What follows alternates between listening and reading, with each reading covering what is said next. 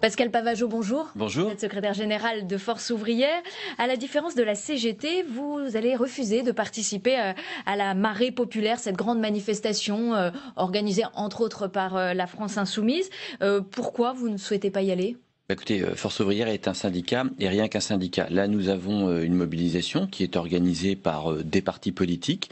Donc, c'est une mobilisation politique. Nous ne nous associons pas, nous ne nous associons jamais au mouvement d'ordre politique. Donc, Force ouvrière n'appelle évidemment pas à cette mobilisation du 26. Après, vous savez, les militants Force ouvrière, c'est des femmes et des hommes qui sont libres, qui ont leur conscience et qui font ce qu'ils veulent. Donc, voilà. Mais en tant qu'organisation syndicale, Force ouvrière ne s'associe pas, n'appelle pas le 26 à ce mouvement qui est un mouvement politique. Alors on va écouter le député de la France Insoumise, Adrien Quatennens.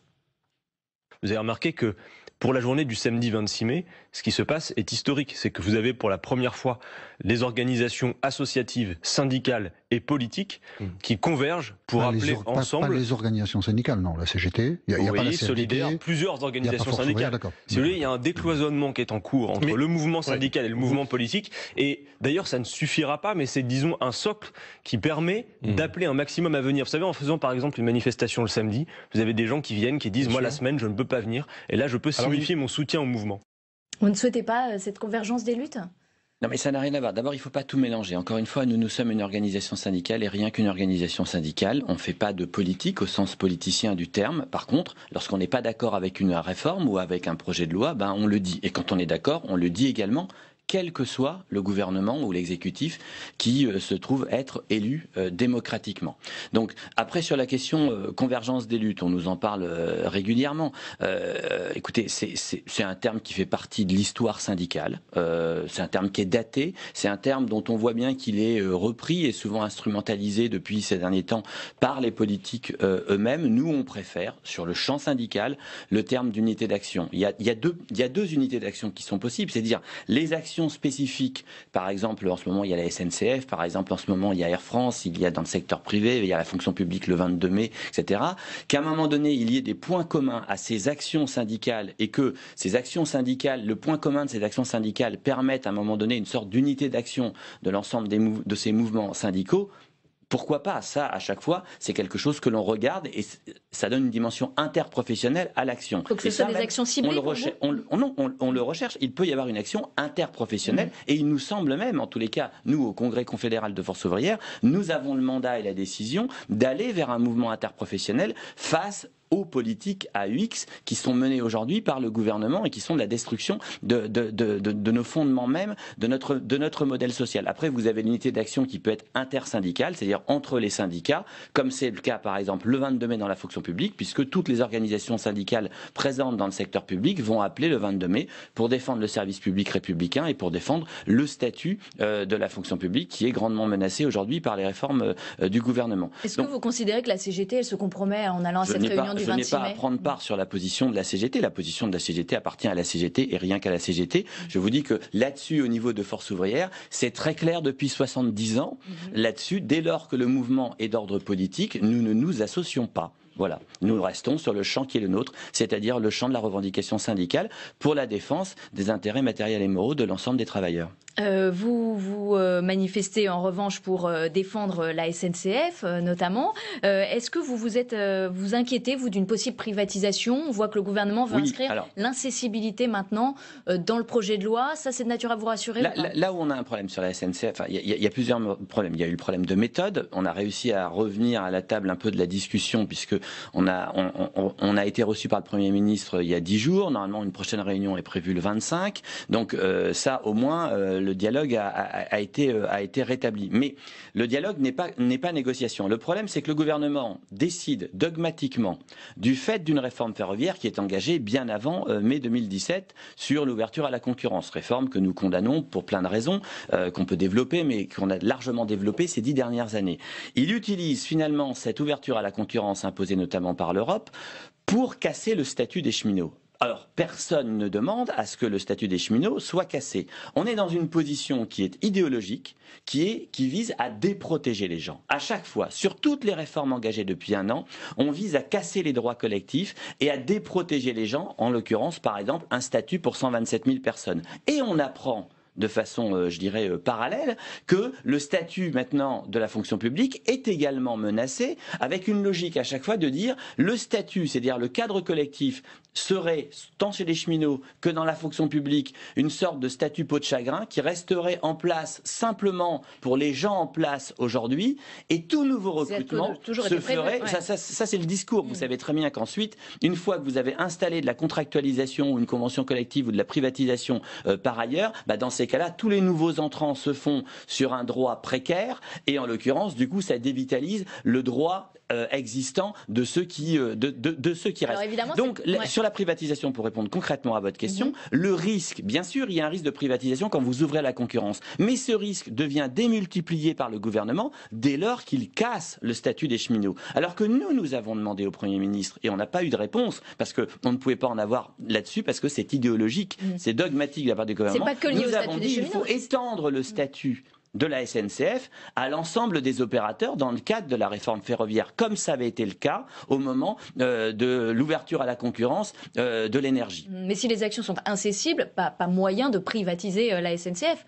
Non, mais alors ça, premièrement, déjà, ce qu'un texte fait, un autre texte peut le défaire. Et encore une fois, la privatisation, dans ces cas-là, elle est rampante par le fait que vous aurez des cheminots qui resteraient temporairement sur statut, mais qui seront obligés d'aller dans une entreprise privée, et qui, dans ce cas-là, c'est une logique de clapet en tire-tour, perdront leur sécurité de l'emploi statutaire, et donc, eux seront de fait sous un statut privé, donc privatisés. Et très rapidement, ce qui restera de la SNCF nous expliquera que pour être concurrentiel, il faut faire des économies, et on fait des économies dans ce cas-là sur quoi? Sur le coût du travail, sur en l'occurrence le salaire, la masse salariale de ceux qui sont employés, et donc il faudra s'aligner par le bas sur les entreprises privées, et donc de toute façon nous aurons les mêmes conditions, c'est-à-dire précarisées pour ceux qui sont les cheminots historiques et ceux qui ont été recrutés ou sont passés dans le secteur privé. On va écouter la ministre du Travail, Muriel Pénicaud, qui a pris la parole ce matin. Aujourd'hui, on va dans le mur. Il y a des discussions. Le Premier ministre et la ministre des Transports discutent avec eux en permanence. Et je pense qu'aujourd'hui, il y a des avancées dans la discussion sur la calendrier, sur la reprise de la dette, sur le statut futur. L'intérêt premier des cheminots, c'est cette réforme. C'est dans l'intérêt des cheminots, dit Muriel Pénicaud. Bon, c'est pas votre avis. Je suis d'accord avec la ministre. C'est vrai. On va dans le mur avec un TGV à grande vitesse, à grande vitesse. Et la faute à qui? Uniquement au gouvernement. On a demandé un moratoire. On a dit, vous nous laissez négocier un mois. Est-ce qu'on est à un mois près sur cette réforme? Certes non, personne ne l'attend, personne ne la demande. L'économie française n'est pas suspendue à la destruction du statut des cheminots. Ça aboutirait peut-être pas au même résultat. Vous laissez négocier. Encore une fois, on est sur un problème de méthode. Le gouvernement applique ce que lui demande le président de la République. Je pense donc tu suis. C'est-à-dire c'est dogmatique, c'est idéologique. Il y a des discussions, vous dites le 25 mai, vous serez à nouveau reçu. Je vous parle de négociation. La négociation entre les interlocuteurs sociaux, c'est-à-dire le patronat de la branche, les organisations syndicales de la branche, de manière, par exemple, à pouvoir sécuriser le statut et l'étendre. Or là, qui casse dogmatiquement le statut et dit ensuite « j'ai tout détruit par la loi », le gouvernement l'impose, et ensuite vous avez qu'à négocier sur le champ de ruines, mais vous négociez rien sur le champ de ruines, il reste plus rien. Donc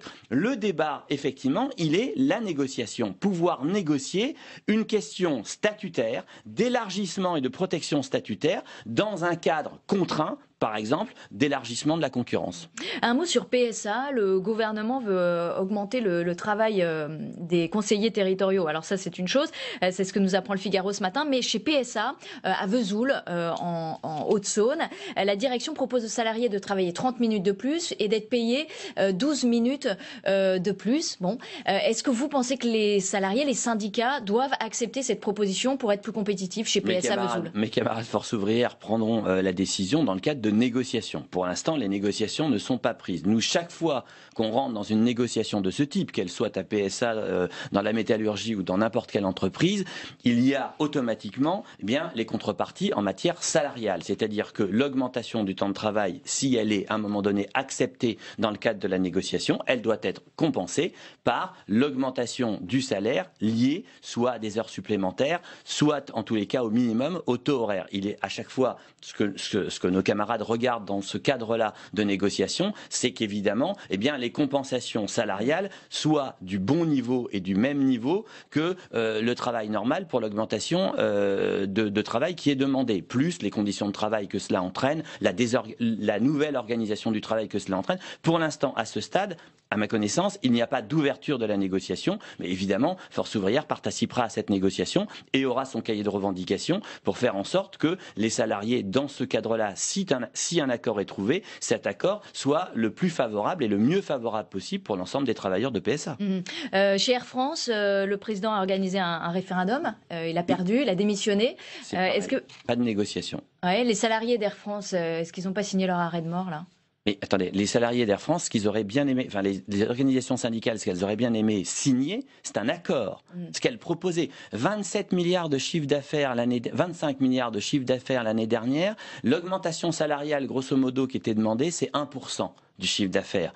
On est loin, excusez-moi, de la répartition de la richesse produite telle qu'on l'imaginait un certain temps. Là, aujourd'hui, donc ça faisait à peu près 250 millions d'augmentation, de redistribution de celles et ceux qui ont contribué à ce chiffre d'affaires. En l'occurrence, on leur refuse la table de négociation et on met en place un espèce de pseudo-référendum en disant vous allez voir ce que vous allez voir. Le Premier ministre se permet même de s'en mêler en disant moi j'appelle en gros les salariés à voter pour le projet de l'entreprise et les salariés, massivement, répondent non, nous ne sommes pas d'accord. Et depuis ça, elle est où la négociation? Elle est où la reprise de la table de négociation? Le président Parce qu'il y avait un blocage des syndicats, il disait hausse de 6% ou rien. Vous ne pouvez pas dire qu'il y a un blocage des syndicats alors que la négociation n'a parfois même pas été ouverte ou a été rompue, encore une fois de façon arbitraire, par la direction.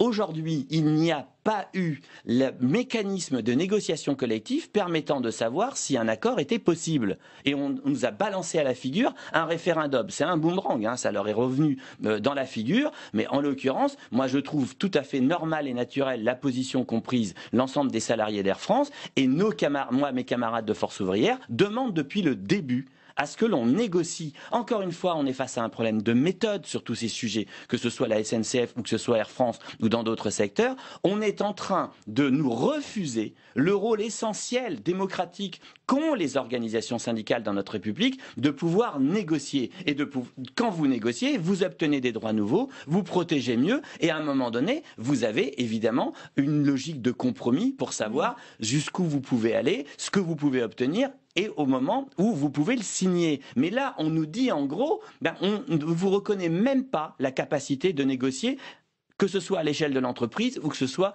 sur le plan national au niveau interprofessionnel. Tout ça à chaque fois pour une même et unique logique. Refuser de répartir la richesse produite et déprotéger les gens. Casser à chaque fois le cadre collectif. On a une politique générale de ce gouvernement qui est faite pour les 5 à 10% de ceux, alors on les appelle les premiers de cordée, visiblement au niveau de Jupiter, mais en l'occurrence, sur ces 10% de premiers de cordée qui ont eu soit les moyens, soit la chance, soit la capacité de réussir seul. Le problème, c'est que dans une république, nous avons un système de répartition, nous avons un système de solidarité, nous avons un système collectif qui fait que pour nous tous, pour l'ensemble, et notamment pour les 90% de derniers de corvée, eh bien, il y a des cadres collectifs qui nous permettent les uns les autres de réussir, de nous hisser et de nous protéger lorsque nous avons des aléas de vie ou lorsque nous avons des contraintes qui nous arrivent dans la figure ou tout simplement lorsque nous n'avons pas de chance ou la malchance d'avoir de perdre notre emploi ou d'avoir un problème de santé. Vous dites qu'il y a un problème de méthode, on ne peut pas discuter, il y a des discussions unilatérales du gouvernement, mais Force ouvrière était plutôt d'accord avec les ordonnances sur la loi travail à l'automne. Mais là, si vous reprenez sur la méthode, la concertation durant l'été, elle a eu lieu. Là où ça se gâte, c'est sur la fin. Mais sur la concertation, nous, chaque fois qu'il y a une négociation, une concertation, la négociation s'appelle concertation quand c'est avec les pouvoirs publics. Mais si c'est avec l'entreprise, l'employeur, ça s'appelle une négociation. Mais c'est le même mécanisme. Nous allons toujours aux négociations. Nous ne pratiquons pas la chaise vide. Nous y arrivons avec une logique. Négocier, c'est une logique de rapport de force. Vous venez avec vos propositions, vos revendications, et vous essayez de les faire passer et de contrer celles qui ne vous vont pas. Mais Aujourd'hui, ce qui nous manque depuis cet été en termes de méthode sur plein de sujets, c'est la table de négociation. On nous la refuse. Et même le patronat aujourd'hui, alors certes, le patronat attend de savoir la fumée blanche de celui qui sera le président du MEDEF dans quelques jours. Mais en attendant, pour l'instant, nous n'avons même plus d'agenda social sur le plan de la négociation interprofessionnelle. Ah si, ça change tout. Nous avons l'autonomie, nous avons la liberté je parlais de négocier. Du MEDEF. Mais est-ce que vous pensez j'espère que ça changera. Est-ce que vous pensez que Force ouvrière est aujourd'hui encore un syndicat réformiste? Mais Force ouvrière est un syndicat réformiste. Force ouvrière est un syndicat constructif. Force ouvrière ne fait pas de politique. Force ouvrière, lorsque on négocie, on concerte, on essaie d'obtenir un maximum de droits nouveaux, un maximum d'avantages nouveaux, un maximum d'augmentations nouvelles pour les salariés que nous défendons. Quand c'est bon, on le dit. Quand c'est pas bon, on le dit aussi, et alors on le conteste. Voilà, c'est tout. Ça a toujours été notre ligne de conduite, et il n'y a pas eu de modification de l'ADN de Force ouvrière depuis 70 ans, et il n'y en aura pas demain. Merci.